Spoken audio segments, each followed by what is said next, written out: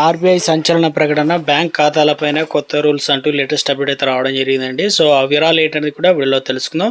వీడియోని చివరి వరకు అవుతుంది. మొదటిసారి ఛానల్ వస్తే తప్పకుండా సబ్స్క్రైబ్ చేసుకోండి. చూస్తున్నారు లైక్ చేయడం మర్చిపోతున్నారు, వెంటనే లైక్ చేయండి. ఇక వివరాలకి అయితే వెళ్ళిపోదామండి మనం. సో దేశ బ్యాంకింగ్ వ్యవస్థలో అతిపెద్ద సంస్కరణకు భారతీయ రిజర్వ్ బ్యాంక్ ప్రయత్నాలు చేస్తుంది అనమాట. ఏం చేస్తుంది అంటే ప్రజలు తమ బ్యాంక్ ఖాతా నెంబర్ను మార్చకుండానే బ్యాంకులు మారడానికి అనుమతించే కీలక మార్పు అయితే పనిచేస్తుంది. మార్చకుండానే ఇప్పుడు ఏదైతే ఒక అకౌంట్ నెంబర్ ఉందో సేమ్ అదే విధంగా ఉంటుంది, కానీ మనకు వేరే దానికి సంబంధించి మారడానికి అవకాశం ఉంటుందన్నమాట.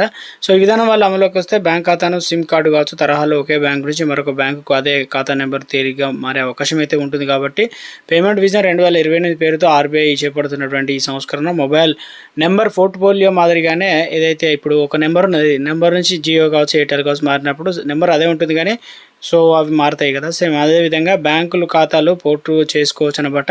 అయితే ఈ కొత్త విధానం గురించి ఆర్బీఐ ప్రకటనతో అనేక సందేహాలు వ్యక్తమవుతుంది. ఎందుకంటే వాటి గురించి తెలుసుకుందాం. బ్యాంక్ ఖాతాను పోర్టబిలిటీ చేసుకున్నప్పటికీ అకౌంట్ సంబంధం ఉన్నటువంటి చెల్లింపులు, ఈఎంఐ, సిప్పులు, బిల్లులు చెల్లింపులు కొత్తగా మారిన బ్యాంకు నుంచి యథాతథంగా చేయవచ్చు. కానీ దీనివల్ల బ్యాంకింగ్ రంగంలో ఖాతాదారుల సేవలు మెరుగుపడడంతో పాటు బ్యాంకుల మధ్య పోటీ వాతావరణం పెరుగుతుందని ఆర్బీఐ ఆశిస్తుంది. అయితే పోర్టబిలిటీ ఏంటిదంటే ప్రస్తుతం బ్యాంక్ ఖాతాను మార్చడం చాలా కష్టమైన ప్రక్రియ. కస్టమర్లు తమ కొత్త అకౌంట్ నెంబర్, శాలరీ, పెట్టుబడి అంటే సబ్స్క్రిప్షన్లు ఏదైతే ఉన్నాయో పథకాలు, ప్రభుత్వ పథకాలు వంటివి వివిధ ప్లాట్ఫామ్లో అప్లోడ్ చేయాల్సి అయితే ఉంటుంది. ఇక ఆర్బీఐ కొత్త బ్యాంక్ అకౌంట్ పోర్టబిలిటీ ఈ సమస్యను తొలగిస్తుంది అనమాట.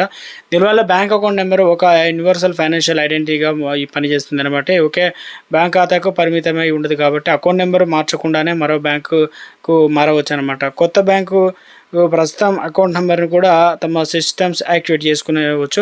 సర్వీస్ నచ్చకపోతే ఆర్బీఐ సంస్కరణ వల్ల అతిపెద్ద ప్రయోజనాల్లో ఒకటి బ్యాంకింగ్ సేవలు నచ్చకుంటే పోర్టబిలిటీ చేసుకోవడం అనమాట.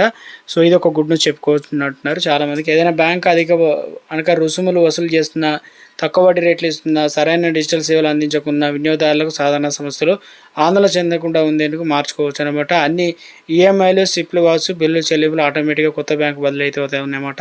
ఇక కొత్త బ్యాంకుకు మారే విషయంలో పాత బ్యాంకుకు చెప్పాల్సిన అవసరం కూడా లేదు.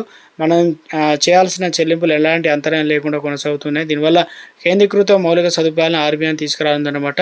సో పేమెంట్ స్విచ్ సర్వీసు, ఇక పాస్ వ్యవస్థ ఏంటంటే RBI payment switch PaaS service విధానం పనిచేస్తుంది. అన్ని రకాల చెల్లింపులు నిర్వహించే సెంట్రలైజ్డ్ ప్లాట్ఫామ్ అయితే ఉందన్నమాట. అన్ని ఆటో డెబిట్ సెంట్రల్గానైతే చేస్తారనమాట. బ్యాంకులు మారినప్పుడు చెల్లింపులు ఆటోమేటిక్గా రూట్ అవుతాయన్నమాట. ఇది మాన్యువల్ అప్డేట్ అవసరాన్ని తొలగిస్తుంది, సులభంగా ఆర్థిక మార్పులకు సహాయపడుతుంది అంటున్నారు. ప్రతి ఏదైతే సారి కూడా అకౌంట్ వివరాలు మనం అప్డేట్ అనేది చెక్ బ్యాంకులకు మారిగా ప్రతి ఒక్కరికి అతిపెద్ద సమస్య అని చెప్పేసి చోట్ల వివరాలు అప్డేట్ అనేది చేసే పని అయితే ఈ కొత్త వ్యవస్థ దీన్ని పూర్తిగా తొలగిస్తుంది అనమాట.